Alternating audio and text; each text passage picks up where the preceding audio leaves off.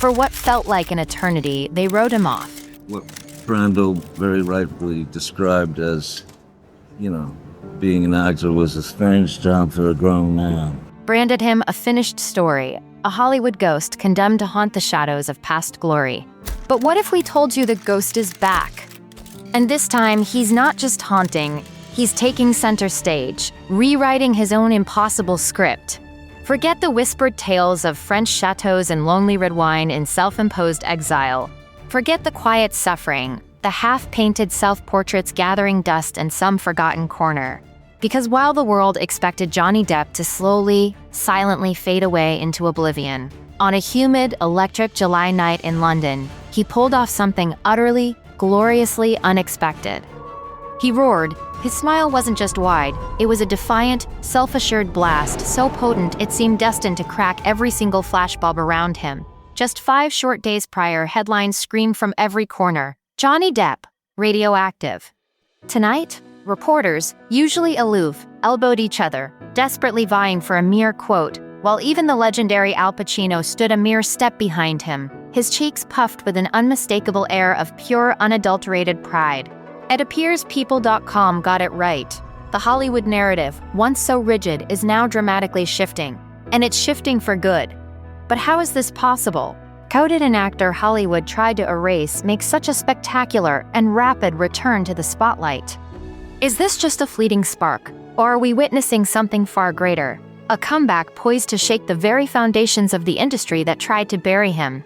Get ready! Because here at Gossip Peak, we're diving deep into the sensational story of Johnny Depp's return, a story no one else dares to tell. But let's truly understand Modi.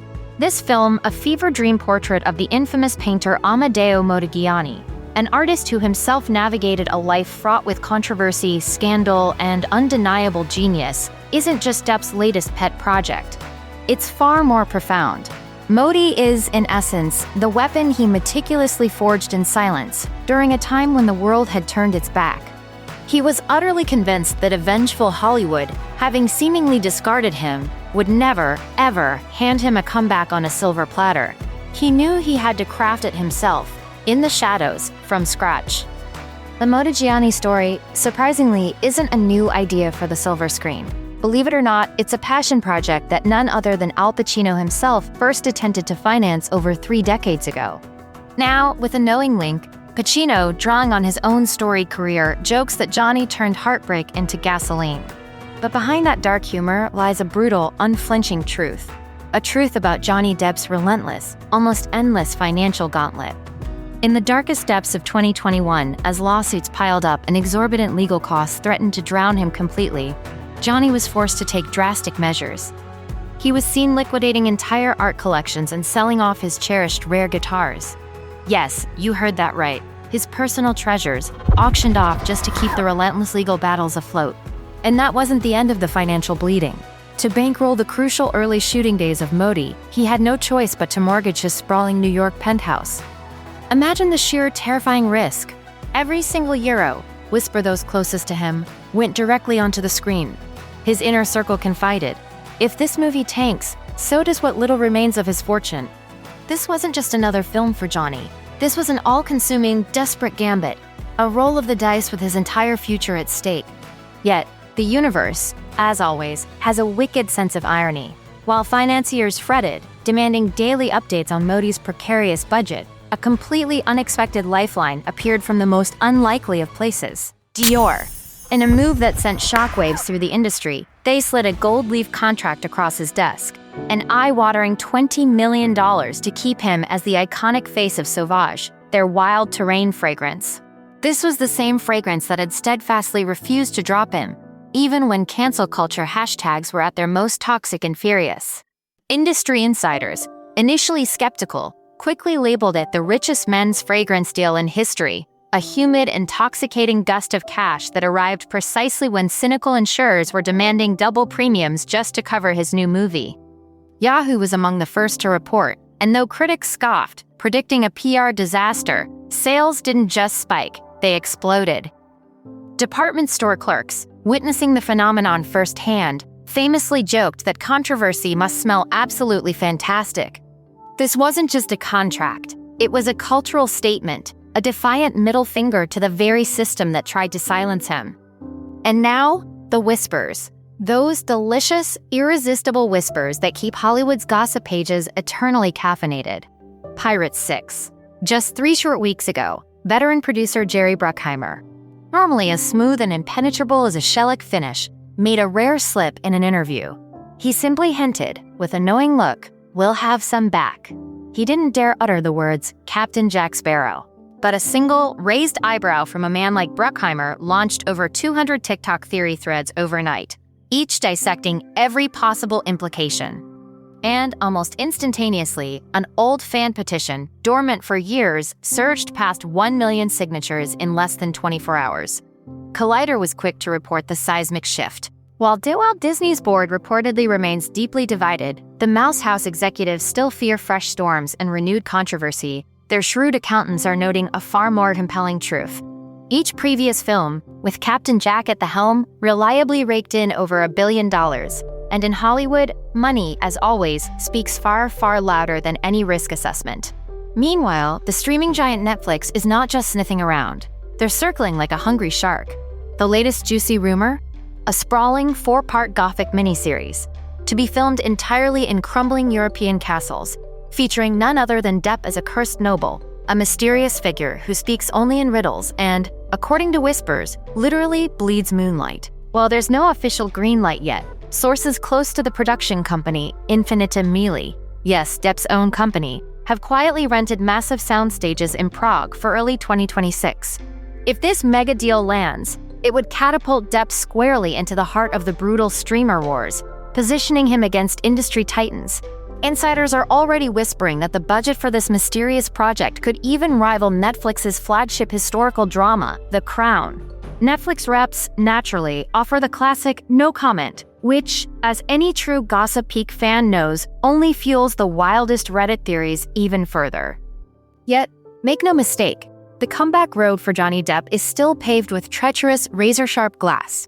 Industry insurers, those wary gatekeepers, still stubbornly stamp high risk on all his policies. Every single missed call from his legal counsel could, in an instant, utterly nuke an entire set. When Modi was shooting its rain-soaked Paris riot scene, a scene reportedly fraught with its own challenges, nervous financiers demanded daily sobriety affidavits. Depp, ever the showman, signed them with an extravagant flourish. But sources close to him reveal he quietly kept the crumpled, humiliating copies in his pocket, a stark, constant reminder of just how quickly faith and fortunes can evaporate in the brutal sun of Hollywood. One single stray headline, one misstep, and those lucrative first-look deals could vanish into thin air faster than a mirage. But here's the twist. The roar of Johnny Depp's legion of fans has grown exponentially louder than any cautious risk officer in a boardroom. Outside the Modi premiere, a sea of devoted followers waved homemade signs. One unforgettable cardboard compass defiantly read, "He found true north, bring back Jack." Twitter, or rather X, spaces are packed nightly with obsessive Deppologics, meticulously dissecting frame-by-frame paparazzi shots. Was that a Disney attorney discreetly leaving his hotel, or just an unlucky bellhop struggling with a bad suit? The theories fly. Meanwhile, on platforms like Etsy, cursed Comeback Club hoodies are selling out faster than vendors can even screen print them. This isn't just fandom, it's a movement, a powerful, undeniable force that Hollywood can no longer ignore. Still, the haunting specter of Amber Heard's looming appeal hangs over everything like a thick London fog, threatening to obscure the sunlight of his resurgence. Legal analysts, those who understand the intricate dance of the courts, predict that depositions and legal wrangling could drag well into 2026, extending the uncertainty. Depp's camp, however, insists they welcome any review, which is Hollywood code for, "Bring it on, we have the receipts, and we are ready." Studios, understandably, still flinch at the thought of renewed legal battles impacting their bottom line. But sources whisper that none other than Al Pacino himself, ever the defiant one, reportedly told worried financiers, "If they try to stall distribution, we'll four-wall it ourselves." And he's deadly serious. This is the man who famously rented an entire theater just to premiere Looking for Richard. Never ever underestimate an actor with Shakespeare in his veins and a multi-million-dollar vendetta in his wallet. And that brings us full circle, back to the extraordinary Dior connection. Marketing gurus, the masterminds behind consumer trends, now universally swear that the Sauvage gamble turned out to be an absolute stroke of genius. Why?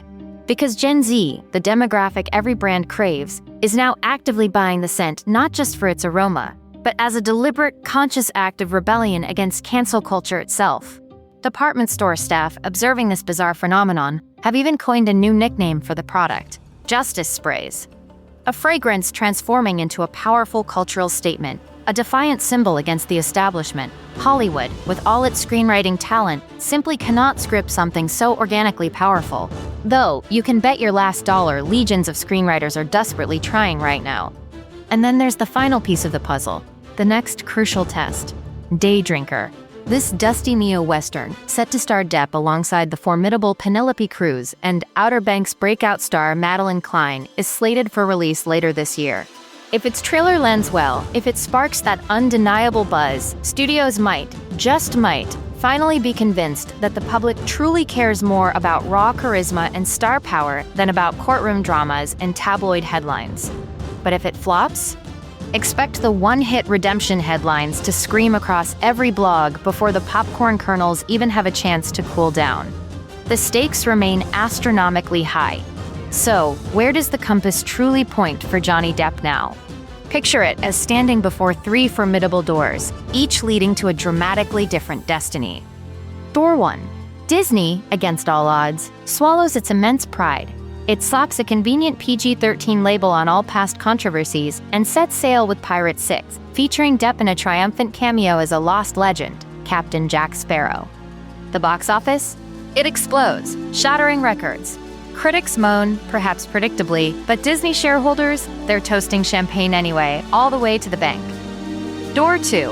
Netflix, seizing the opportunity, signs him for that gothic miniseries.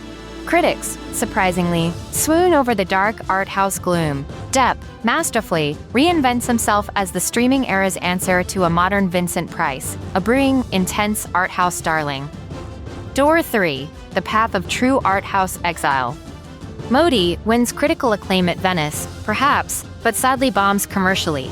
Insurers, seeing the financial risk, balk at any future projects. And Depp?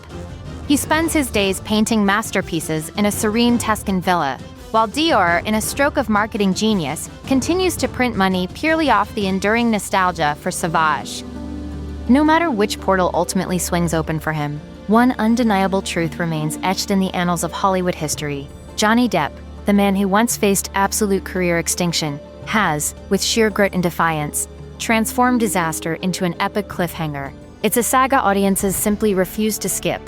Whether he manages to steer his destiny back into the familiar waters of blockbuster franchises, or charts an eccentric course through an indie archipelago, every single paparazzi flash, every whispered rumor, every new project simply feeds the ever-growing myth.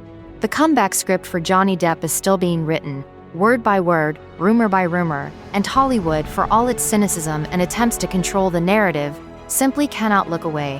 What do you think about Johnny Depp's comeback? Are you surprised? Leave us your comments below. If you enjoyed this deep dive into the world of Hollywood gossip, be sure to like this video, subscribe to the Gossip Peak channel, and turn on notifications so you don't miss the next big story. See you soon in another exclusive Gossip Peak report.